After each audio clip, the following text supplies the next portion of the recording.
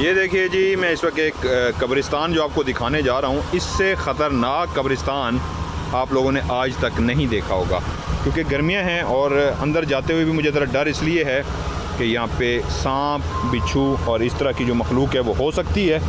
तो ये कब्रिस्तान का एरिया है, ये देखिए ये कब्रिस्तान का एरिया है जो मैं आपको दिखा रहा हूँ।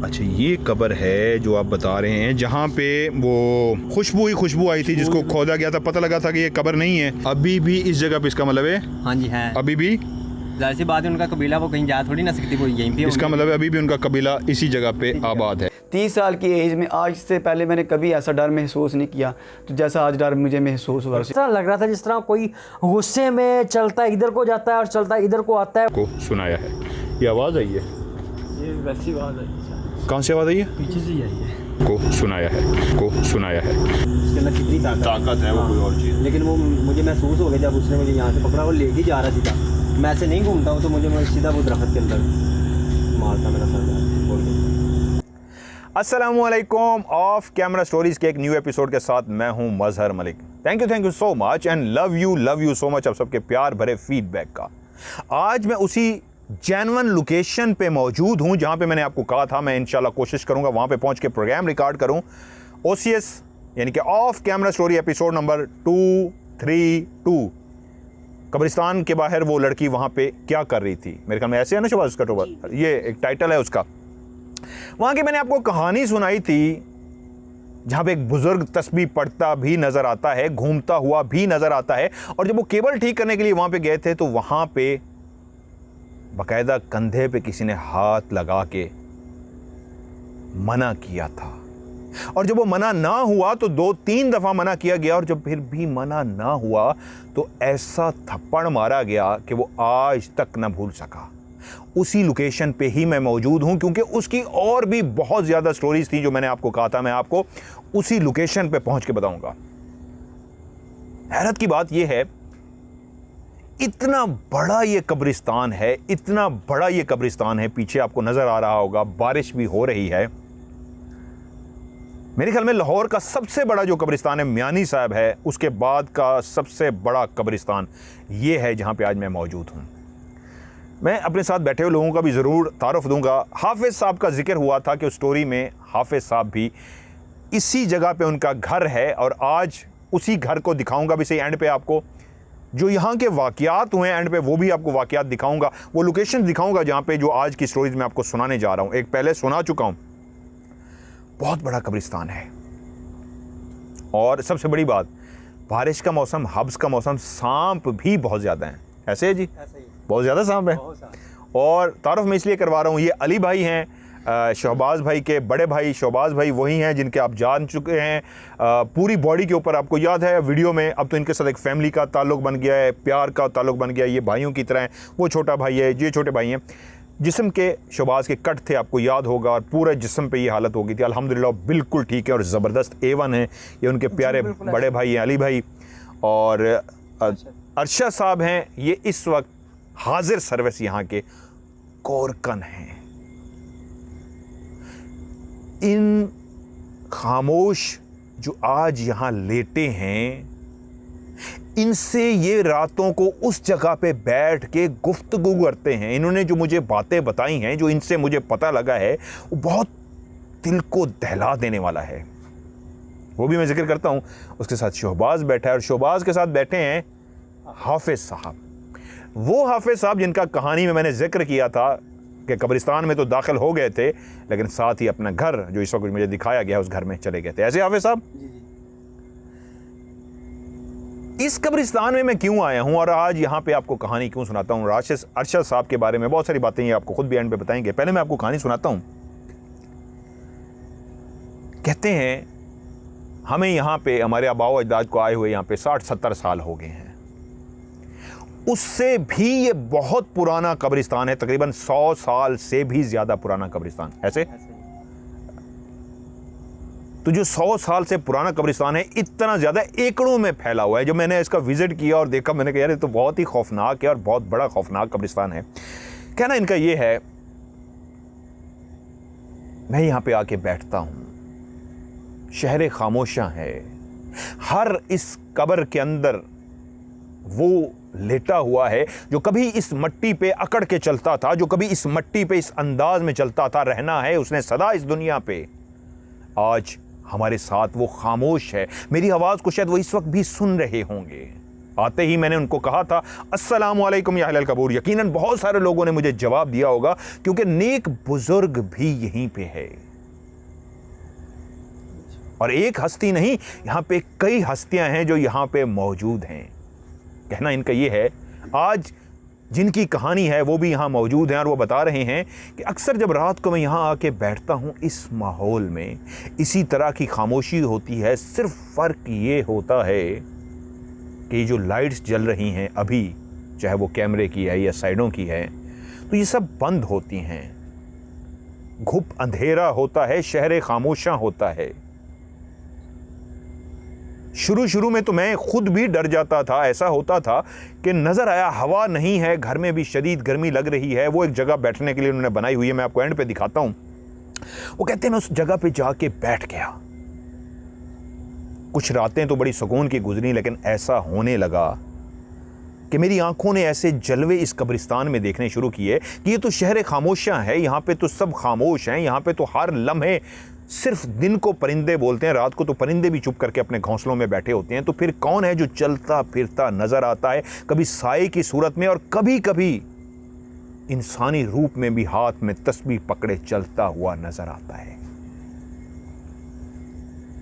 वो कहते हैं इसी तरह एक रात में यहीं पे बैठा हुआ था, हवा बिल्कुल नहीं चल रही थी। घर से इसलिए निकल के आया था, शायद इन्हीं के साथ बैठूंगा जिनके बारे में अक्सर मैं एक शेर कहता होता हूं, बेघर ने अच्छा सा घर ले लिया। बेघर ने अच्छा सा घर ले लिया।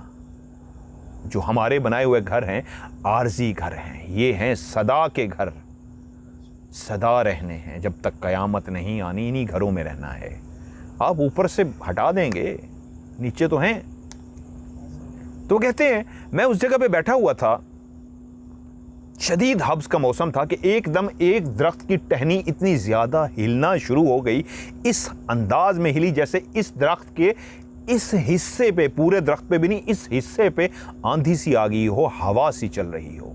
अभी उसको मैं देख के बैठा देख ही रहा था, दिल ही दिल में घबरा रहा था, दिल की धड़कन तेज़ थी कि वही टहनी रुकी तो साथ वाले दरख्त पे। ये ऐसा मंजर होता है जैसे कोई बंदर किसी दरख्त पे लटक रहा हो तो वो टहनी बहुत ज़्यादा हिलती है, लेकिन वो एक टहनी नहीं थी, एक पूरा हिस्सा था जो हिल रहा था। और उसके बाद साथ वाले दरख्त पे वो पूरा हिस्सा हिलना शुरू हो गया और साथ ही उसके अगले दरख्त पे पूरा हिस्सा हिलना शुरू हो गया। इतना कहते हैं मुझे अंदाज़ा हो गया था कि यहाँ कोई है जो आंखों को नज़र नहीं आ रहा, लेकिन एक दरख्त से दूसरे दरख्त पे हिलता फिर रहा है, खेलता फिर रहा है, हर दरख्त को ऐसे हिला रहा है जैसे हवा है। और एक और मज़े की बात इस कब्रिस्तान के बारे में जो बताई गई वो ये है, यहाँ पे पूरा एक गांव आबाद था। गांव जी, गांव पूरा एक आबाद था, जो बुजुर्ग बताते हैं जो गर्क हो गया था। दफन है गांव पूरा। उस घर के रहने वाले मकीन मकानों समेत इस मट्टी के नीचे दफन हो गए थे, जहां आज उसके ऊपर एक और शहर खामोशा यानी कि कब्रिस्तान तामीर हो गया हुआ है। पहला वाक़या इस कब्रिस्तान का ऐसे हुआ, नासिर नाम बताया था, नासिर, नौजवान नासिर जो अक्सर यहाँ पे कब्रें खोदता था। और ये काम अरशद साहब भी जो मेरे साथ, अरशद साहब मेरे साथ मौजूद हैं, ये काम वो भी कई दफ़ा यहाँ पे कर चुके हैं। मेरे आती उनसे गपशप भी हो रही थी, मैंने कहा यहाँ पे सांप पे कहते हैं बहुत ज़्यादा कई किस्म के और घरों में भी आ जाते हैं। नासिर इसी तरह की एक रात को पहुँचा यहाँ पे कब्र खोदने के लिए। फिर किसी का प्यारा इस दुनिया को छोड़ चुका था, फिर किसी का प्यारा मनो मट्टी जाने के लिए तैयार था। घर में कफन दफन का एहतमाम हो रहा था, घर में रोना धोना था और नासिर अपनी ड्यूटी निभाते हुए, अपना फ़र्ज़ निभाते हुए, जो उसका काम था ज़मीन को खोदने के लिए, घर से कदाल, क्या कहते हैं उसको, कही, वो कही कदाल वो लेके चल पड़ा कि फिर आज किसी का प्यारा जो उनसे बिछड़ गया है आज फिर इस शहर खामोशा में आएगा और मैं जो कब्र खोदूंगा उसी के अंदर उसको रख के, स्लेपें रख के मनोमट्टी दबा दिया जाएगा। तकरीबन रात के 10 साढ़े 10 बजे का टाइम था। वो अपने घर से उसी तरह रूटीन में रवाना हुआ जिस तरह वो होता था। वो जगह भी शायद मैं कोशिश करूंगा एंड पे आपको दिखाऊं जहां पे ये वाकया हुआ था। जितने भी वाकयात हैं मैं एंड पे आपको दिखाऊंगा भी सही। एक परिंदा भी बोला है। वो कहता है जब वो उस जगह पे पहुंचा जो रोशनी में कब्र के लिए सिलेक्ट की गई थी जगह, अब रात के 10:30 बज रहे थे और 10:30 बजे उसने उस कब्र को खोदना था। उसका तो काम था, उसके अंदर कोई खौफ नहीं था, उसके अंदर कोई डर नहीं था। इर्द गिर्द सोए हुए जितने भी थे वो भी चुप करके लेटे हुए थे। कब्रें थीं, कब्रें थीं, कब्रें थीं, क्योंकि कब्रों में जो लेटे थे वो कभी बोलते नहीं हैं, कभी बात नहीं करते। जो गोरकान है उनको ऐसा लगता है ये भी हमारा घर है। और मैंने बताया इस कब्रिस्तान के हवाले से कि जिस तरह हाफिज साहब की भी मैंने आपको कहानी सुनाई, उनका घर भी पीछे है। ये आदी होते हैं, नया बंदा आए तो डर जाए। और मज़े की बात, इस कहानी को सुनाते हुए जब बारिश भी हो रही है, हो सकता है पानी, पहले भी बारिश हुई हुई है, बिलों के अंदर जब चला जाता है, सांपों के बिलों के अंदर, तो सांप बाहर भी निकल आते हैं। अर्चे साहब ऐसे है। और ये भी हो सकता है जिस तरह हम बैठे हैं ना, जिस तरह झाड़ियाँ हैं, अभी भी किसी सांप से टाकरा हो जाए, अल्लाह ना करे ना हो, तो टाकरा हो सकता है। और जहरीले भी हैं, काफ़ी ज़्यादा जहरीले हैं।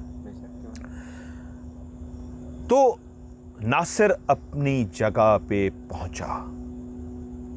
एक निगाह उसने उसी जमीन के टुकड़े की तरफ देखा जहां पे अब उसने कहीं से, कोदाल से खोदना शुरू करना था। अपना सामान कंधे से उतार के उसने नीचे रखा और उसके बाद अपने काम को अंजाम देने के लिए उसी कही को, लकड़ी का दस्ता अपने हाथ में पकड़ा और उसने चोट लगाई। वो जो चोट जमीन पे पड़ी, उसकी एक आवाज, इसकी एक धमक सी पैदा हुई। ये किसी की आवाज है? अच्छा, एक धमक सी पैदा हुई। नए बंदे के लिए तो वो धमक, कहीं वो दूर मौजूद हो तो खौफ ज़्यादा करे, लेकिन उसके लिए एक रूटीन वर्क था। अब वो धमक पे धमक पैदा हो रही थी। वो कहीं उठा के ज़मीन पे मारता, मट्टी वहाँ से उखाड़ता, साइड पे रख देता, फिर वो अपनी मट्टी वहाँ से और उखाड़ता, साइड पे रख देता, क्योंकि उसने उस बंदे के नाप की कब्र बनानी थी। उसने इतना बड़ा गड्ढा खोदना था जिसमें वो शख्स जो प्यारा किसी का इस दुनिया को छोड़ चुका था, सफ़रे आखरत की तरफ रवां दवां था, जिसके मुर्दा जिस्म को इसी गड्ढे के अंदर रखा जाना था जो अभी वो खोदने जा रहा था। नासिर गड्ढा खोदता रहा, कहीं जमीन पे गाड़ता रहा, धमक पैदा होती रही, मट्टी उठा उठा के बाहर रखता रहा। ऐसा करते करते तकरीबन उसको इतना टाइम हो गया कि आधी वो कब्र बना चुका था और आधा काम अभी बाकी था। जब उसने आधी कब्र बना ली तो नासिर एक ऐसा नौजवान, ऐसा मेहनत का शख्स था कि जिसने पहली कही मारी और पहली कदाल मारी तो उसके बाद रुका नहीं जब तक आधी कब्र तैयार ना हो गई। जब आधा गड्ढा वो खोद चुका तो रुका सांस लेने के लिए। इंसान की फितरत है, जब बहुत थकता है तो माथे से यूं पसीना भी साफ करता है और उसके बाद खड़ा होता है, ज़रा अपने जिस्म को सीधा करता है, सांस आ जाए, थकावट जो हो चुकी होती है उसमें थोड़ी सी नरमी आ जाए। वो जो उसके जिस्म खोदते खोदते थक चुका है, उसके अंदर ज़रा जान आ जाए, थोड़ा सा सस्ता ले, थोड़ा सा आराम कर रहे, इतनी ही टाइम होता है, चंद सेकंड, कि वो इस तरह सीधा खड़ा हुआ और उसने अपने जिस्म को ऐसे किया कि ज़रा बेहतर महसूस करूं और उसके बाद दोबारा काम शुरू करूं। उसी लम्हे अगर आप अकेला मैं होता तो क्या ही नज़ारा होता। हम काफ़ी लोग हैं, मज़ा आ रहा है, पीछे जो आवाज़ें भी आ रही हैं। तो उसी लम्हे जब उसने कब्र आधी खोद ली और सीधा हुआ तो उसने मुड़ के देखा, उसके बिल्कुल पीछे ब्लैक कलर का इंसान जैसे होता है, जिसने कोई ब्लैक कलर की चादर ली होती है और एक ख़ास अंदाज में बैठा होता है, तो बिल्कुल उसके पास बैक साइड पे कोई इस तरह बैठा हुआ था। वो हैरान हुआ कि जब मैं आया था इसी जगह पे ही पहली मेरी निगाह पड़ी थी यहाँ पे, तो उस वक्त कोई नहीं था, तो ये कौन है?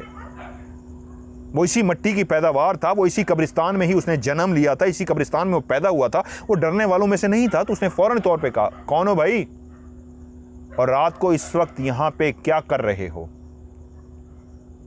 दूसरी तरफ से उसको कोई भी जवाब ना मिला, तो फिर से उसने यही सवाल दोहराया, और जब दूसरी तरफ भी जवाब ना मिला तो उसको खटका के क्या माजरा है, तो वो उसके और करीब गया, और जैसे ही वो उसके करीब गया तो कहता है मैंने क्लियर देखा उस शख्स को कि उसका चेहरा तो था, लेकिन मुझे सिर्फ इतना पता है उसके चेहरे पे इतनी बड़ी बड़ी 2 आंखें थीं जो किसी भी इंसान की इतनी बड़ी आंखें नहीं हो सकती, और वो आंखें इतनी लाल सुर्ख थीं, ऐसे जैसे अंगारे जल रहे होते हैं, कोयले सुर्ख लाल हो चुके होते हैं, इतनी बड़ी बड़ी आंखें थी, पूरे मुंह पे आंखें ही आंखें थी, और वो ऐसी थे जैसे उनसे खून बह रहा हो, शदीद लाल थी ऐसे। वो कहता है उसके अलावा मुझे कुछ नहीं नजर आया, क्योंकि इतना मुझे पता लग गया था ये कोई इंसान नहीं है, कोई और मखलूक है, और नेक मखलूक भी नहीं है, कोई बद मखलूक है। जिस तरह उसका जिस्म था, मुझे जो लगा जो कपड़ा पहन के कोई बैठा है, तो करीब जाके महसूस हुआ उसका जिस्म ही काला स्याह था, और उसकी बहुत बड़ी बड़ी लाल सुर्ख आंखें थीं। वो कहता है मैंने उसको देखा और उसके बाद मैंने दौड़ लगा दी, भागता भागता भागता यहाँ पे आके पहुंचा और गिर गया। आवाज़ें दी घर से, कज़न वगैरह बाहर आ गए, अरशद साहब भी, बाकी लोग भी बाहर आ गए, और उन्होंने पूछा क्या हुआ है, तो उसने माजरा सुनाया कि मेरे साथ ऐसा हुआ है। फिर उसके बाद बाकी भी वहाँ पे पहुँचे, उसी जगह पे उसको साथ लेके गए। अगर कोई एक आम शख्स होता बेहोश हो चुका होता, लेकिन वो डरा नहीं, वो बहादुर शख्स था, जैसे हाफिज़ साहब, जैसे अरशद साहब। जब वहाँ गए देखा तो कोई भी नहीं था, और उसके बाद मिल के उन्होंने फिर वहाँ पे खुदाई की। ये था इस कब्रिस्तान का पहला वाक़या। दूसरा वाक़या कहते हैं, उनका नाम क्या था हाफिज़ साहब, जो कब्र माली चाचा माली। ये दूसरा वाक़या है चाचा माली का। इसी कब्रिस्तान का वाक़या है कि एक जगह पे कब्र खोदने के लिए जगह का इंतखाब किया गया, और जगह ऐसी थी कि वो जगह बिल्कुल प्लेन थी। उस जगह को देख के अंदाज़ा होता था यहाँ पे कोई भी कब्र नहीं है, और जब खाली जगह इस तरह मिल जाती है तो फ़ौरन इंतखाब कर लिया जाता है, जी ये ठीक है। वरसा को बताया जाता है यहाँ पे कब्र ठीक है, तो वो कहते हैं जी अल्लाह का नाम लेके शुरू कीजिए, तो उन्होंने कहा जी ठीक है। कहीं उसको उर्दू में क्या कहते हैं, पंजाबी में सराइकी में तो हम कहीं कहते हैं। कदाल तो वो होती है जो यूं खोद के डाली जाती है, कहीं होती है जिसका लोहे का किस तरह का होता है, पीछे लकड़ी का सिरा होता है। उसने भी अपनी कही उठाई और उस जगह पे निशान लगा लिया कि कितने एरिए को मैंने खोदना है और एक कब्र का गड्ढा खोदना है। रात के इस पहर एक परिंदा भी बोले तो कैसा खौफनाक मंजर लगता है, कोई इसको समझ ना जाए जिस तरह ये रात के पहर बैठ के सुनते होंगे। मेरे जैसा बंदा यहाँ पे बैठे, खामोशी हो और एक परिंदा भी बोले, तो मैं उसको कहूँगा कि मुझसे बात कर रहा है, वो मुझसे क्या कहने की कोशिश कर रहा है जिसको मैं नहीं सुन पा रहा, लेकिन उसने कुछ कहा है। उसकी फैमिली, उसके घर वाले, उसके वो बाकी परिंदे तो सो रहे हैं, वो जाग रहा है, तो किससे मुखातिब है? बैठे हुए इंसान से। लेकिन इंसान उसकी ज़ुबान नहीं समझ सकता। खैर, चाचा माली ने कब्र का निशान लगाया और कब्र को खोदना शुरू कर दिया। जब वो काफ़ी ज़्यादा कब्र खोदते खोदते खोदते खोदते इतना गड्ढा खोद चुके कि आधे से ज़्यादा हिस्सा कब्र का खोदा जा चुका।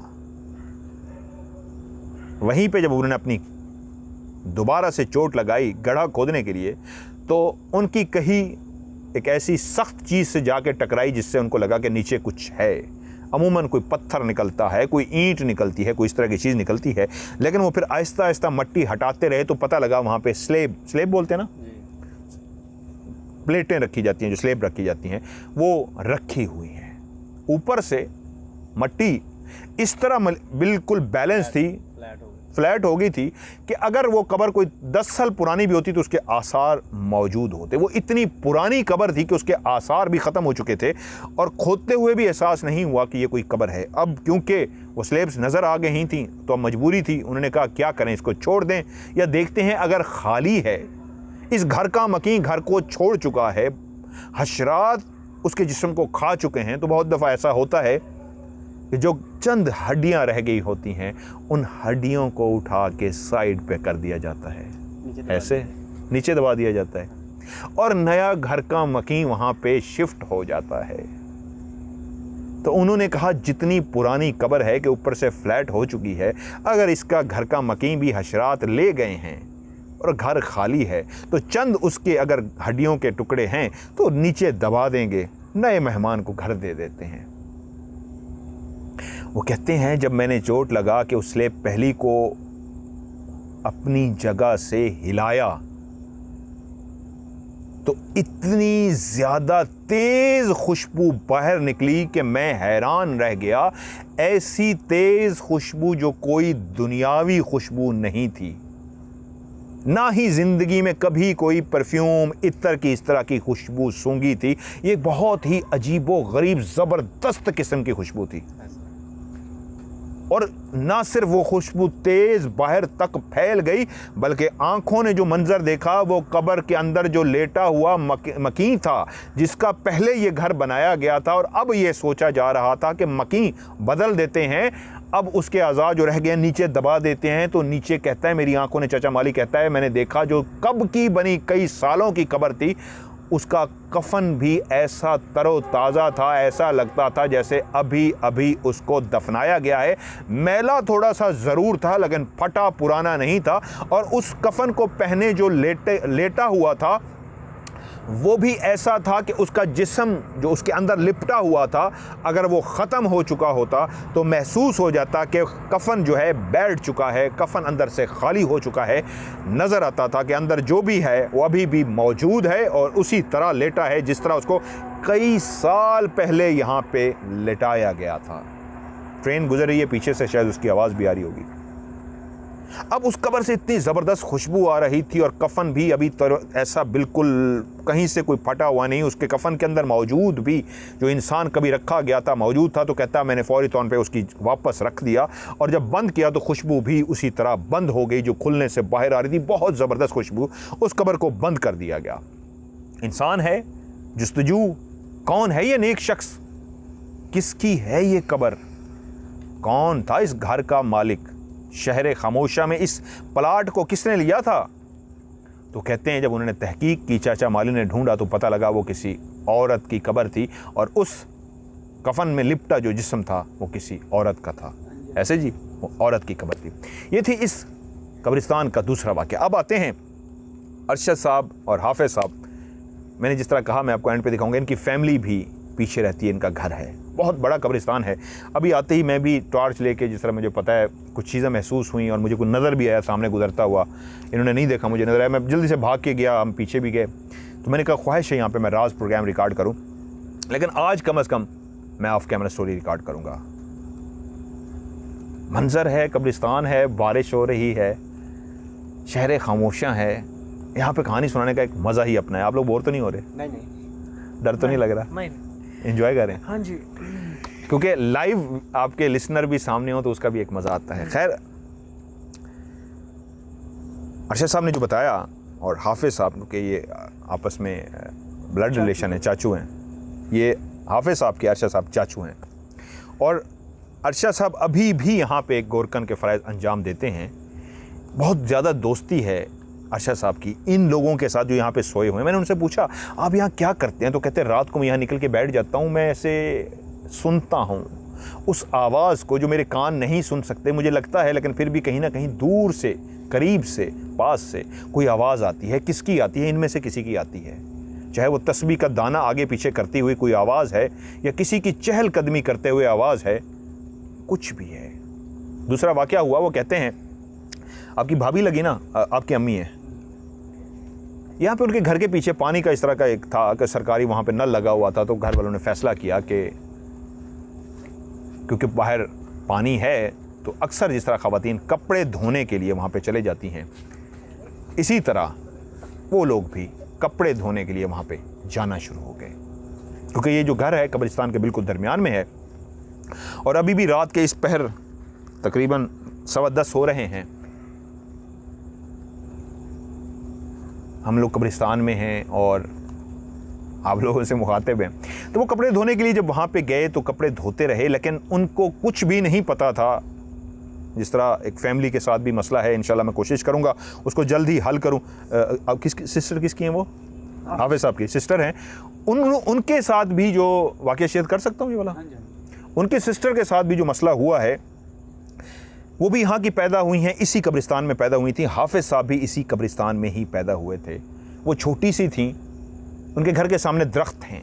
रात के टाइम वो उठी हैं वॉशरूम के लिए। जब वो फारिग होकर वापस आई हैं तो वहीं पे एक पानी का टब रखा हुआ था, उस टब के अंदर पानी भरा हुआ था। दूर से उनको पानी के अंदर कुछ ऐसा महसूस हुआ कि वो चलती हुई उस पानी के ना सिर्फ करीब गई, बल्कि उन्होंने पानी के अंदर झांक के देखा। जब पानी में उन्होंने झांक के देखा तो पानी में क्या कोई उनके ऊपर खड़ा था या क्या था कि एक ऐसा अक्स देखा कि उसके बाद वो टाइम है और आज का दिन, वो जवान हो चुकी हैं, बड़ी हो चुकी हैं। उस अक्स ने, वो जिसका भी अक्स था जो पानी में, उसके उन शायद हो तो यही सकता है जिसका अक्स देखा है वो पानी के अंदर तो नहीं था, वो भी उनके ऊपर ही था जो देख रहा था, झांक रहा था या झांक रही थी, जो भी था, जो आंखों ने नहीं देखा लेकिन आंखों ने जब उसके अक्स को पानी में देखा तो उसके बाद उनके जिस्म के साथ वो ऐसा चिमटा, वो मखलूक उनके जिस्म में ऐसी दाखिल हुई कि आज तक वो सिलसिला जारी है। लेकिन इंशाअल्लाह ताला मैंने इनसे वादा किया है, अल्लाह ने चाहा, अल्लाह की रज़ा, इंशाअल्लाह ताला वो बिल्कुल ठीक हो जाएंगी, आम सी बात है। अब आते हैं उसी तरफ, सिलसिले की तरफ। हाफिज़ साहब की वो वालदा लगती हैं और अरशद साहब की वो भाभी हैं। कपड़े धोने के लिए जिस तरह जाते थे उन्होंने वहाँ पे कपड़े धोए और एक दफ़ा ऐसा ही हुआ, क्या बेटा टाइम भी देखते रहना, टाइम क्या हुआ है उधर कैमरे पे। एक दफ़ा ऐसा ही हुआ, वो कपड़े धोने के लिए गई, उन्होंने कपड़े धोए, 2-3 घंटे लगे और कपड़े वगैरह धो के, वो नल था, पानी की जगह थी, वो खाली ग्राउंड टाइप सा है, देखा मैंने भी नहीं, अभी मैं एंड पे देखूंगा, खाली ग्राउंड सा है। तो वहाँ पे उन्होंने कपड़े धोए और कपड़े धोने के बाद वो वहाँ से वापस आ गए। 1-2 दिन तो बिल्कुल सुकून से गुजरे, लेकिन ये कोई तीसरा दिन था कि एकदम से बैठे बैठे अचानक से उनकी तबीयत ना सिर्फ ख़राब हुई बल्कि हाथ पाँव एक ऐसे अंदाज में मुड़ना शुरू हो गए कि किसी ने पहली दफ़ा भी आंखों से ये वाक़या देखा हो तो उसको समझ ज़रूर आ जाता है कि ये किसी की आवाज़ थी? नहीं, उधर से एक आवाज़ आई है, ये आती रहती है आवाज़ें, आती रहती हैं, जी वो गरीब सी एक आवाज़ आई है, बिल्ली तो यहाँ से गुजरी है, वहाँ से एक अजीब सी आवाज़ आई है, वो आवाज़ आती रहती है। इन कब्रिस्तान के यही मज़ा होता है कि यहाँ पे यही नज़ारे होते हैं। मैं इनसे बात करता हूँ जो इन्होंने बहुत ज़्यादा नज़ारे देखे हुए यहाँ पे। खैर, उनकी हालत ऐसी हो गई कि घर वालों ने पहले कभी ऐसा मंजर नहीं देखा था, लेकिन उनकी इस बिगड़ती हुई हालत को, हाथ पाँव के मुड़ने के अंदाज को देख के उनको अंदाज़ा हो गया मामला कुछ गड़बड़ है। यहाँ तक कि आंखें भी ऊपर को घूम गई और हाथ पाँव इस तरह मुड़ गए कि वो समझ गए इनके अंदर किसी चीज़ का बसेरा हो गया है। सारे घर वाले परेशान हो गए, भागे, जितना कुछ पढ़ना आता था पढ़ते रहे, पढ़ के फूंकते रहे, दम करते रहे, फूंकते रहे, पढ़ते रहे। तबीयत के अंदर बेहतरी आ गई। सब यही समझे वक्ती तौर के लिए एक तबीयत ख़राब हुई थी, ठीक हो जाएगी, और ठीक हो भी गई है। लेकिन ये सिलसिला फिर चल निकला, ऐसा चल निकला कि अब तबीयत ना सिर्फ गाहे बगाहे ख़राब होने लगती, लोग घर वाले बैठ के उस तरह पढ़ के उनके ऊपर दम करते, लेकिन उसके बावजूद तबीयत बिगड़ती ही जाती। और एक दिन ऐसा हुआ कि उनकी एक भाभी जो सामने बैठी थी उनको मुखातिब करके उन्होंने अपनी तरफ तवज्जो दिलाई। अब उनकी हालत ना सिर्फ उसी तरह की हो चुकी थी, जो भी था उनके अंदर वो उनके अंदर आ चुका था। जिस्म बताता था वो नहीं है, कोई और है। तो वो उनसे मुखातिब हुई, कौन हो तुम? तो वो जो भी था, जब वो बोला तो अंदाजा हो गया कि ये कोई फीमेल के अंदर से मेल है जो बोल रहा है। क्यों तंग कर रहे हो इस बेचारी को? क्या बिगाड़ा है इसने तुम्हारा? क्यों इसके जिस्म पे तुमने कब्जा कर लिया है? सामने बैठी भाभी ने कहा, यकीनन सी बात है उसके लिए तकलीफ दे, दुख दे बात थी कि हमने क्या बिगाड़ा है इस मखलूक का। ये तो पता लग गया ये मखलूक का बसेरा इनके अंदर, लेकिन क्यों इनको जकड़ लिया है? तो उस दिन वो पहली दफा मुखातिब हुआ। वो अपनी भारी भरकम आवाज में बोला, तुम्हें इतनी ही फिक्र है इसकी तो बताओ, हम इसको छोड़ के तुम्हारे अंदर आ जाते हैं, आ जाएं? और वो पूछने का अंदाज ऐसा था और इतनी भारी भरकम खौफनाक अंदाज में पूछा गया कि तुम्हें एहसास है आ जाए तुम्हारे पास, कि वो एकदम से बेचारी डर गई और वहाँ से फौरी तौर पे भाग गई, कहीं ऐसा ना हो ये वाकई मेरे अंदर ही आ जाए।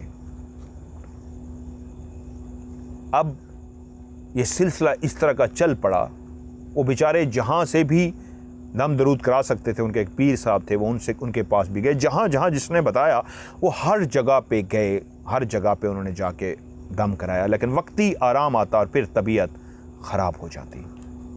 ये सिलसिला इस तरह चलता रहा। वहीं पे वो जो अंदर था एक दिन मुखातिब हुआ और उसने कहा इसके जो बच्चे हैं वो मैं बच्चे भी मार दूंगा। ये एक बहुत खौफनाक सी बात थी। जब हाजिरी करवाई गई, पूछा गया कौन हो, कहां से आए हो, चाहते क्या हो, तो तब उसने पहली दफा बताया जिस ग्राउंड में ये कपड़े धोने के लिए जाते थे वो हमारा इलाका है, वहां पे हमारा पूरा कबीला आबाद है और ये जो पूरी जगह है यहाँ पे हर बहुत से कबीले आबाद हैं, यहाँ पे बहुत सारी आबादी है हमारी, लेकिन इस जगह पे स्पेशली हमारा कबीला आबाद है और हमारे बच्चे खेलते हैं। जब पानी डाल के आते हैं वहाँ पे कीचड़ हो जाता है और जब कीचड़ होता है तो हमारे बच्चे गिर जाते हैं, स्लिप हो जाते हैं, हमारे बच्चे खेल नहीं सकते, हमारे लिए मुश्किल होती है। तो एक ही हल है, अब हम तुम्हें वार्निंग दे रहे हैं, गलती तो हुई है तुम लोगों से, अब तुम हमें ना छेड़ना, हम तुम्हें नहीं छेड़ेंगे, नहीं तो अगर फिर तुम लोग इस तरफ गए तो फिर तुम्हारे लिए बहुत बुरा होगा।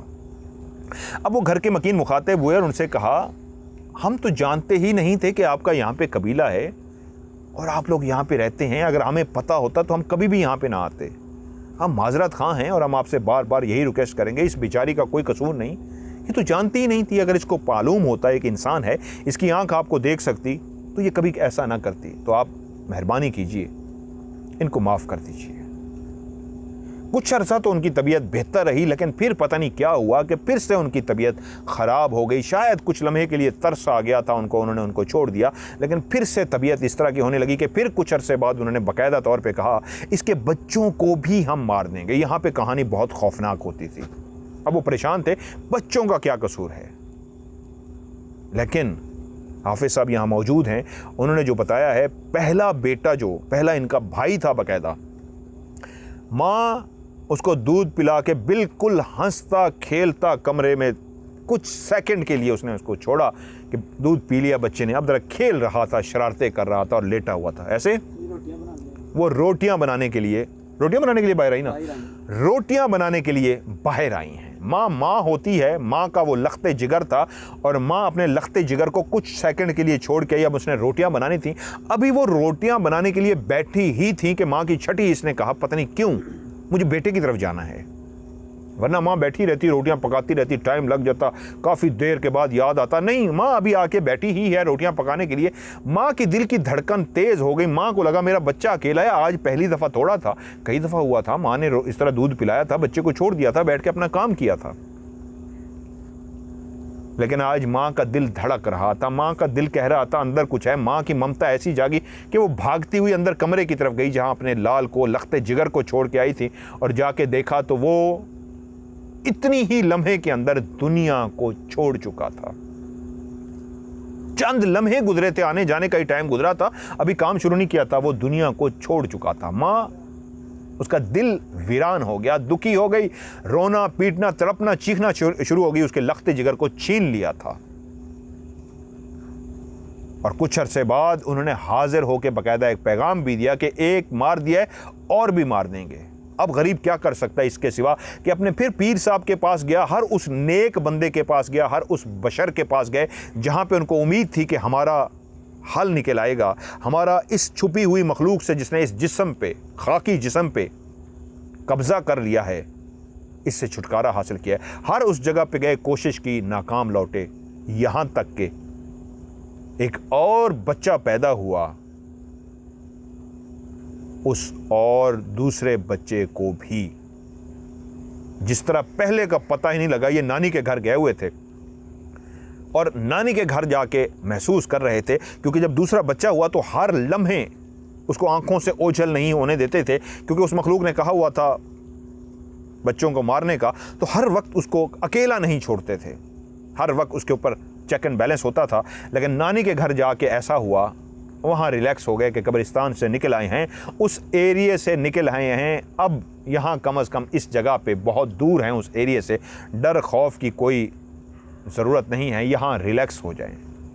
तो उस नानी के घर में शायद ऐसा हुआ, कुछ लम्हों के लिए उन्होंने उस बच्चे को अकेला छोड़ा, और जब वापस गए उस कमरे में जहाँ पे कोई भी बशर अंदर दाखिल नहीं हो सका था, अंदर गए तो वो बच्चा भी अल्लाह को प्यारा हो चुका था। ऐसे हाफिज़ साहब, अल्लाह को प्यारा हो चुका था। उसके बाद वो अपनी कोशिशों में रहे, वहीं पे एक नेक बुजुर्ग से उनकी मुलाकात हो गई, उन्होंने बैठ के पढ़ाई की, मुसलसल ना सिर्फ पढ़ाई की बल्कि हाज़िरी भी करवा ली। और जब हाज़िरी हुई तो पहली दफ़ा वो तमाम बातें जो पहले थोड़ी थोड़ी करके बताई गई थी, उस मखलूक ने शुरू से आके एंड तक बताया कि हम कौन हैं, कहाँ रहते हैं, कहाँ हमारा कबीला है, कहाँ पे इनसे ये काम हुआ था जिसकी वजह से हमने इसको पकड़ लिया। और सब कुछ बताने के बाद पीर साहब ने उनको कहा अब आप इनको छोड़ दीजिए। वो अल्लाह के नेक लोग थे, अल्लाह के नेक बुज़ुर्ग थे, उन्होंने ऐसा कहा कि उसके बाद उस मखलूक ने वाकई उनके जिस्म को छोड़ दिया, और उसके बाद कभी भी दोबारा उनकी तबीयत ख़राब नहीं हुई। अब बारिश तेज़ हो रही है, आखिरी एक वाक़या सुनाता हूँ। यहाँ के बहुत सारे वाक़यात हैं जो मेरा दिल करता है मैं और भी आपको सुनाऊँ, लेकिन मैं नहीं चाहूँगा मेरे साथ बारिश में ये भी भीगें, और अम्ब्रेला भी नहीं लेके आए कि हम इक्विपमेंट को भी बचा सकें। तो क्योंकि मेरा वादा था, मैंने कल की ऑफ कैमरा में आपको कहा था, कोशिश करूँगा कल ही आपको दिखाऊँ। तो बारिशों का मौसम है और बारिशों में कब्रिस्तान और इस तरह की जगहों पे वैसे नहीं आना चाहिए। उसकी वजह ये होती है कि ये बिच्छू, सांप और इस तरह की मखलूक का डर होता है, और अभी भी किसी के लिए भी कोई परेशानी की मेरी वजह से वजह ना बने, तो इसलिए मैं इसको मुख्तसर कर रहा हूँ। नेक्स्ट इंशाल्लाह अगर आप कहेंगे तो मैं दोबारा आके इन लोगों के साथ, कैसी आवाज़ें हैं, वो कह रहे हैं आवाज़ ही तो इस तरह की आती रहती है, इन लोगों के साथ बैठ के यहाँ पर दोबारा भी एक शो करूँगा, बल्कि पूरी एक कहानी सुनाऊंगा। इनके साथ जो अरशद साहब हैं, मैं बल्कि चाहूँगा अब इनसे बात कर लूँ, फिर एक रखते हैं ताकि यहाँ पे आके करूँ। अरशद साहब, आपने बहुत से नज़ारे देखे यहाँ पे, बहुत ज़्यादा आवाज़ें बहुत ज़्यादा आती हैं, बुज़ुर्ग भी चलता है, कभी कोई साया देखते हैं, कभी कोई टहनी हिल रही है, कभी कोई हिल रही है, कभी कोई टहनी हिल रही है, कभी कोई टहनी हिल रही है। अच्छा, जब आप अकेले रात को आके बैठते हैं और जिस तरह अभी मैंने इधर से कहा कोई आवाज़ आई, इस तरह की काफ़ी आवाज़ें आती हैं, बेशक आपको भी डर लगता है? ये बात ये है अरशद साहब जो इस शहर खामोश हैं, इस कब्रिस्तान के अंदर हैं, लेकिन इनको डर नहीं लगता। ये रात रात सारी यहाँ पे बैठे रहते। शुरू में तो लगा होगा, शुरू में भी नहीं लगा यहाँ पे हैं? आंखें यहाँ पे खोली हैं, यहाँ पे आंखें ही खोली हैं तो कह रहे हैं, इसलिए कभी डर लगा नहीं। हाफिज़ साहब, आपको कभी डर लगा? कभी नहीं लगा। हाफिज़ साहब भी क्योंकि इस कब्रिस्तान में पैदा हुए, पीछे उनका घर है, क्योंकि बारिश तेज़ ना हो जाए तो मैं ख्वाहिश करूँगा कि यहाँ पे वाइंड अप करूँ, आपको जो कुछ जगह हैं वो भी दिखा सकूँ कि वो तेज़ हो गई, मैंने वापस भी जाना, काफ़ी लेट नाइट हो चुकी है, ताकि आप कहानी सुन सकें। तो वो जगह भी मैं आपको दिखाना चाहूँगा। आप लोग कहेंगे तो इंशाल्लाह वापस आके करूँगा। इनसे अभी बहुत सारी बातें हैं जो सुनने वाली हैं इस कब्रिस्तान के हवाले से। बहुत से राज हैं यहाँ पे, बहुत सारे वाक़यात हैं। एक कहानी पहले सुना चुका हूँ, जिन्होंने नहीं सुनी दोबारा से कह रहा हूँ। OCS 232 ये उसका एपिसोड नंबर है 232, और उसका टाइटल है कब्रिस्तान के बाहर वो लड़की अकेली क्या कर रही थी। वो कहानी आप सुन सकते हैं, वो इसी कब्रिस्तान की कहानी है, और आज उसी कब्रिस्तान में बैठ के मैं आपको कहानी सुनाई है। इस कब्रिस्तान से जुड़े और जितने भी वाक़यात हैं इंशाल्लाह वो भी मैं आपको सुनाऊंगा। आज बारिश की वजह से इस वक्त इसको यहीं पे वाइंड अप कर रहा हूँ।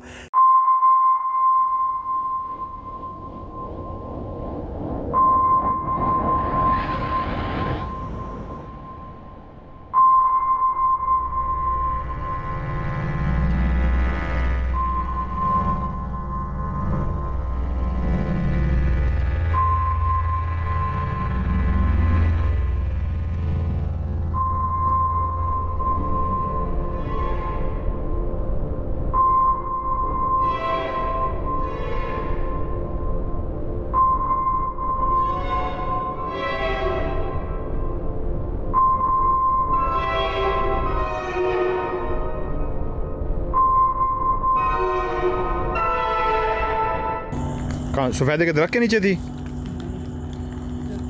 आपने निशानी लगाई होगी ना उसको ढूंढने।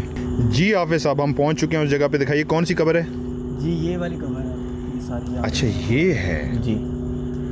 अच्छा ये कब्र है जो आप बता रहे हैं, जहाँ पे वो खुशबू आई थी, जिसको खोदा गया था। पता लगा था कि ये कब्र नहीं है, उन्हें खोद लिया था और बाद में इसके अंदर से खुशबू आई थी, और जो औरत की कफन में लिपटी हुई मैयत थी, वो बिल्कुल तरोताज़ा थी। तरोताज़ा जी आप लोग भी ये दीदार कर लीजिए, ये है वो जगह। अभी भी ये देखिए इर्द गिर्द सारी ही कब्रें हैं, ये देखें भर चुका है एरिया, आपको कब्रें ही कब्रें नज़र आएंगी, कोई जगह खाली नहीं मिलेगी। लेकिन इस जगह पे जहाँ पे ये हम खड़े हैं इसके साथ भी कब्रें हैं ये, और मेरे ये भी नीचे खबरें हैं, लेकिन इस जगह पे ये देखिए आज भी खाली जगह पड़ी हुई है। और पीछे हाफिज़ होइएगा कि ये भी छोटी सी कब्र ही है, ये छोटी सी कब्र ही है ना? जी कब्र, ये कब्र है। और इस जगह पे ये देखिए ये खाली जगह है जहाँ पे जो मैंने आपको कहानी में सुनाया, उन्होंने नासिर साहब ने नहीं चाचा माली ने खोदा और इस जगह पे उनको खुशबू आई और बाकायदा सफ़ेद कफन और उसमें लेटी हुई वो खातून भी नज़र आई। और ये उस कब्र की बाद में जो एक तख्ती बना के लगाई गई है, ये आपको नीचे एक तख्ती सी नज़र आ रही होगी जो बाद में लगा दी गई कि ये कब्र है ताकि दोबारा कोई इसको दोबारा ना खोद सके। आ जाए सर। लें जी आ जाएं, चलें जी। अब हम उस तरफ जा रहे हैं, कब्रिस्तान के उस तरफ जहाँ पे हाफिज़ साहब की वालदा और उनकी भाभी कपड़े धोने के लिए गई थी और उनके साथ ये वाक़या हुआ था। अब आपको वो जगह दिखाते हैं, बहुत ही घना, ये देखिए तो बहुत ही घना है इस कब्रिस्तान। आगे चल सकते हैं, थोड़ा सा आगे हों।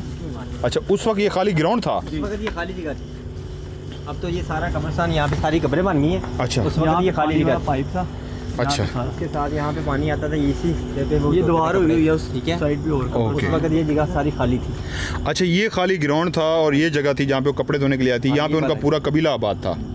अभी भी है, वो यहीं पे होंगे अभी भी इस जगह पे, इसका मतलब है हाँ जी है, अभी भी, जाहिर सी बात है उनका कबीला वो कहीं जा थोड़ी ना सकती, वो यहीं पे इसका मतलब है अभी भी उनका कबीला इसी जगह पे आबाद है। ये बहुत ही जी घना कब्रिस्तान है और जो आपको नज़र भी आ रहा है। और इस जगह पे जो आज मैंने आपको कहानी सुनाई जहाँ से वो कबीला गुस्से में आया। जी हाफिज़ साहब कुछ कहना चाह रहे हैं? जी बस यही, यहाँ की वालदा कपड़े धोती थी। ये हाफिज़ साहब हैं जिनकी वालदा यहाँ पे कपड़े धोती थी और उनके साथ यहाँ पे वाक़या हुआ था। वो जिनात का पूरा कबीला जो यहाँ पे आबाद था वो उनके अंदर आ गया था। मैं आपको वही दिखाऊँ जितना घना ये कब्रिस्तान है, बहुत कम ऐसा कब्रिस्तान मैंने देखा है। चलें आइए जी, ध्यान से, किसी कब्र पे हमारा पाँव ना आए। आइए, ये घर हैं जी आपके? हाँ जी ये जी बैक साइड है, जिस तरह मैंने अभी जिक्र किया था घर का। ये कब्रिस्तान के बिल्कुल दरमियान में, जैसे मैंने आपको प्रोग्राम के शुरू में कहा, ये देखिए ये कब्रिस्तान इर्द गिर्द कब्रें हैं और जिगरा चाहिए ऐसी जगहों पे रहने के लिए। ये तो आदी हैं, चाहे ये अरशद साहब सामने जा रहे हैं या मेरे पीछे खड़े हैं ये हाफिज़ साहब, ये यहाँ पैदा हुए हैं, इनको तो डर नहीं लगता। लेकिन ये देखिए, ये भी बेटा है मेरा, ये भी इधर ही पैदा हुआ है। अच्छा ये बेटा है जी, उनका नाम क्या है जी? इनका हसनैन भी यहाँ पे पैदा हुआ है। हसनैन को भी डर नहीं लगता और वो छोटा है जैन, उनको भी डर नहीं लगता।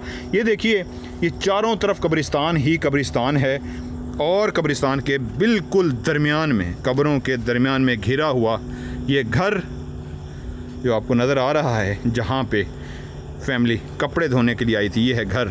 और यहाँ पे उनके साथ ये वाक़या पेश आया था जो आज की ऑफ कैमरा स्टोरी में मैंने आपको सुनाया है।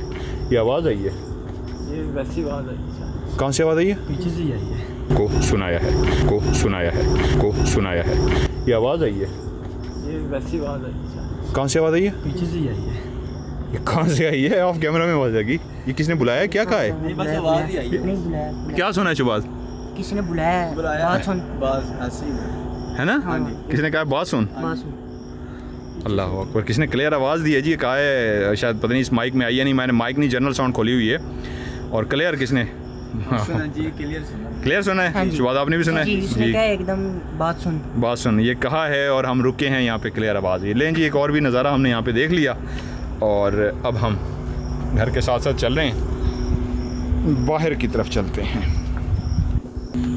ये जी कब्रिस्तान जो मैंने आपको जिस तरह दिखाया, ये देखें सारी ये कब्रें हैं और यहाँ पे ये उनका घर भी है, इस तरह भी उनका घर बना हुआ है। और ये सारी आपको इधर उधर नज़र, पीछे मैंने आपको दिखाया कि कपड़े धोने के लिए जाते थे। ये सामने क्या है? ये छोटा सा ये घर का दरवाज़ा है। अच्छा ये घर का दरवाज़ा है और इसी साइड से मैंने आपको दिखाया कि चारों तरफ कब्रें ही कब्रें हैं और कब्रों के बिल्कुल बीच में घिरा हुआ इनका घर। ये मैंने आपको पहले पीछे से दिखाया, वो वाली जगह भी दिखाई जहाँ पे वो कपड़े धोने के लिए गए थे और ये हम घर के साथ खड़े हैं। बहुत ही घना कब्रिस्तान, ऐसे कब्रिस्तान बहुत कम होंगे जो मैंने देखे होंगे। हम लोग जी घर वापस आ चुके हैं और यहाँ आके हाफिज साहब ने बताया कि उनके साथ वहाँ पे कोई सीन हुआ है जो वो अभी शेयर कर रहे थे, तो मैंने कहा उसको रिकॉर्ड करवाएं। बताइए क्या हुआ है वहाँ पे आपके साथ? जी मैंने ये महसूस किया कि 30 साल की एज मैंने मेरी पैदाइश भी उसी कब्रिस्तान की है, तो 30 साल की एज में मुझे कभी भी डर नहीं लगा। बेधड़क हो के मैं दिन रात चाहे जब मर्जी किस टाइम मर्जी बाहर जाता आता, कभी मुझे डर महसूस नहीं हुआ। तो आज जैसे कि मज़हर भाई हमसे ये बातचीत कर रहे थे, हम बैठे हुए थे, सारे वीडियोज़ बन रही थी हमारी, हम देख रहे थे, तो बारिश का मौसम हो गया था, बारिश भी हल्की हल्की आना शुरू हो गई थी। तो पहले कोई हवा भी नहीं चल रही थी, तो यकदम से फिर हवा चलना शुरू हो गई। और वो तो पूरे कब्रिस्तान में नहीं थी? वो पूरे कब्रिस्तान में नहीं थी, जब हम जहाँ पे हम बैठे थे ना वहाँ उसी एरिया में थी। तो हवा चलते दौरान के मैंने देखा कि मुझे यकदम से ना तो डर महसूस हुआ। अचानक से मेरी नज़र एक साइड पे गई, तो मैं क्या देखता हूँ कि ऐसे कोई पल्लू है, कोई हल्का सा इधर जाता है, तो मेरा वीडियो की तरफ से ध्यान हट गया, तो मेरा उसी तरफ ध्यान चला गया। तो फिर पूरी वीडियो बनते तक मैंने उसी तरफ देखता रहा। फिर कभी वो झलक आती थी मेरे सामने और कभी गायब हो जाती थी। 30 साल की एज में आज से पहले मैंने कभी ऐसा डर महसूस नहीं किया, तो जैसा आज डर मुझे महसूस हुआ। उसी उस चीज़ को देखा जो पल्लू आता था? हाँ, वो पल्लू ऐसा आता था, वो उसी जगह पे जहाँ पे मैंने वो आपको वो औरत की वो दिखाई है, जहाँ पे चाचे माली ने वो कब्र खोदना शुरू की, जहाँ से वो खुशबू आना शुरू हो गई। तो वो जहाँ उसी वो बैक साइड पे फिर मुझे 2-3 दफ़ा वो पल्लू नज़र आया, इस तरफ गया है, फिर इस तरफ आया। और औरत का पल्लू था? वो औरत नहीं नजर आई, वो कोई चीज़ नजर नहीं आई। पल्लू से मुराद कोई कपड़े का पल्लू था? कपड़े का पल्लू था, जैसे ऐसे लहरा के इधर जा रहा है। आप यानी ये कहना चाह रहे हैं कोई ऐसी चीज थी जो क्लियर नजर नहीं आ रही थी जिन्नात में से, या छुपी हुई मखलूक जो वहां से गुजर रही थी? जी ऐसी। और आज पहली दफा डर गए? आज पहली दफा मुझे डरा हूँ। 30 सालों में कभी 30 साल में कभी नहीं। मैं हल्फन कहता हूँ, और मेरी पैदाइश खुद कब्रिस्तान की है। कभी नहीं डरे? कभी नहीं डरा। आज डर गए? आज डरा हूँ। हाँ जी। अच्छा मज़हर भाई, जब आप बैठे हुए थे बिल्कुल आपकी बैक साइड के ऊपर, मेरा क्योंकि रुख जो है वो उस साइड को था, मैं बार उस साइड पे देख रहा था, तो कोई चीज़ ऐसे उधर को जा रही है, पास कर रही है, कोई इधर को आ रही है, बार बार इस तरह महसूस। और अचानक अगर आपको याद होगा उस टाइम सारे कुत्ते एकदम स्टार्ट हो गए हैं भौंकना एग्जैक्ट उसी टाइम पे, और फोकस मेरा वहीं था। बार बार मैं देख रहा था, समझने की कोशिश कर रहा था कि वो क्या शेडो है, कपड़ा है या क्या है, लेकिन वो इस तरह लग रहा था जिस तरह कोई गुस्से में चलता है इधर को जाता है और चलता है इधर को आता है, वो इस तरह मुसलसल जो है मुझे महसूस हो रहा था, और बार बार मेरा फोकस वहीं जा रहा था। अच्छा, ये इन्होंने भी अभी बात की है हाफिज साहब ने, बिल्लियों का क्या चक्कर है? हाँ, बिल्लियाँ भी मैंने वहाँ पे देखी हैं, और अचानक बिल्लियाँ सारी आ गई, और ये कलर की, मुख्तलिफ कलर की, कोई वाइट है, कोई ब्लैक है, मुख्तलिफ कलर की थी। ऐसी ही है, ऐसी है नहीं है, क्योंकि मेरी 30 साल की पैदाइश में आज तक मैंने कभी ऐसी कोई बिल्लियाँ नहीं देखी। और छोटी कोई मुख्तलिफ कलर, कोई जीप कलर की, और एकदम से चेयर के नीचे से कोई जा रही है, पीछे से कोई। यानी इतनी ज्यादा बिल्लियाँ जो मुख्तलिफ कलर की आज तक आपने नहीं देखी, जो आज नजर आई? आज नजर ये पहली दफा देखी। और कुत्ते भी इस तरह मुसलसल जो मुसलसल पहले नहीं हुआ, और जो जीप सी आवाजें आ रही हैं, पता नहीं ये क्या इशारा है कि ऐसे नहीं करे, क्या मतलब। और दूसरी बात, जब अब एंड पे जब हमने कट आपने किया, कंप्लीट किया, उसके बाद हमें जो स्मेल आई है, हाँ, वो बड़ी गंदी किस्म की स्मेल थी, जिस तरह जैसे तेजी से गुजरती है, और विद इन सेकंड की स्मेल थी, और उसके बाद घास की स्मेल आना शुरू हो गई। अच्छा, आप लोगों ने शुरू में कहा था नज़ारे देखने हैं, तो आज आप लोगों ने नज़ारे देख लिए हैं? ऐसे ही, बिल्कुल ऐसे ही है, नज़ारे देखे हैं, बिल्कुल ऐसे ही है। आपने भी देख लिए? बिल्कुल ऐसे ही है। सब मुस्कुरा रहे हैं, लग रहा है आप ऐसा अभी भी डरे हुए हैं, लेकिन अब तो ना डरे, अब तो नॉर्मल हो जाए। नहीं। सो आप लोग भी अपनी कहानी मुझे सेंड कीजिए, इंशाल्लाह आपकी कहानी को भी प्रोग्राम का हिस्सा बनाऊंगा। कहानी 2 सूरतों में आप मुझे सेंड कर सकते हैं। आप मुझे वॉइस मैसेज भी कर सकते हैं। वॉइस मैसेज करेंगे तो लंबा सा आप लोगों ने वॉइस मैसेज करना है, कोई बात भूल जाते हैं तो एंड में एक छोटा सा वॉइस मैसेज करेंगे, लेकिन शुरू में आपने अपना नाम, अपने शहर का नाम, अपने गांव का नाम, मुल्क का नाम ज़रूर बताना है, और तमाम किरदार रियल बताने हैं। लेकिन मुझे ये बता देना है कि मैं फ़र्जी बताऊं या रियल बताऊं। और अगर आप लिख के भेजना चाहें, उर्दू में, इंग्लिश में, रोमन इंग्लिश में भी मुझे लिख के भेज सकते हैं। वॉइस मैसेज करें या कहानी को लिख के भेजें तो आपने एंड पे लफ्ज़ स्टोरी, STORY स्टोरी लाजमी लिखना है, ताकि मुझे पता लग जाए ये कहानी है। और आपने इसको सेंड करना, मेरा व्हाट्सएप का नंबर है +92, ये पाकिस्तान से बाहर वाले जो लोग हैं पाकिस्तान का कोड मिलाएंगे, +923136655500। मैं रिपीट करता हूँ, +923136655500। पाकिस्तान से डायरेक्ट नंबर मिलाएंगे 031366555500। ये सारे भागने के चक्कर में ऐसा ऐसा हिल रहे हैं, बारिश तेज़ हो रही है। आज की ऑफ कैमरा स्टोरी से मज़हर मलिक को दीजिए इजाज़त। अपना ढेर सारा ख्याल रखिएगा, सारे हाथ हिला दें। खुदा हाफिज़।